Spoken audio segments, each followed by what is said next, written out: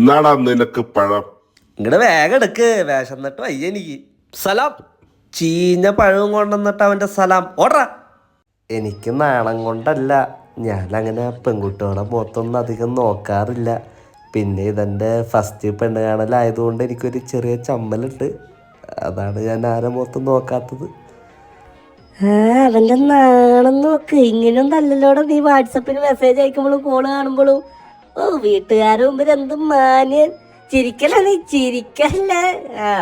പാതിരാത്രി മതിലയാടി വന്ന് ഇവിടെ കാണാൻ വന്നപ്പോ അന്ന് പിടിച്ചത് ഞാൻ ഓർക്കുന്നു. കെട്ടിപ്പൂടി കെട്ടിപ്പൂടിയുടെ ഉള്ള പാട്ട് കേട്ടിട്ട് തലോണ കെട്ടിപ്പിടിച്ച് കിടന്നിട്ടുള്ള ഓർമ്മ മാത്രമേ എനിക്കുള്ളൂ. അതുകൊണ്ടാണ് ഞാൻ ഇങ്ങനെ കെട്ടിപ്പിടിക്കുന്നത്. ഇങ്ങനെയാണ് നിന്റെ കെട്ടിപ്പിടുത്തങ്ങ്. ഈ കെട്ടിപ്പിടുത്തം എനിക്ക് ഇഷ്ടമല്ലടാ എന്നെനിക്ക് പറയേണ്ടി വരും.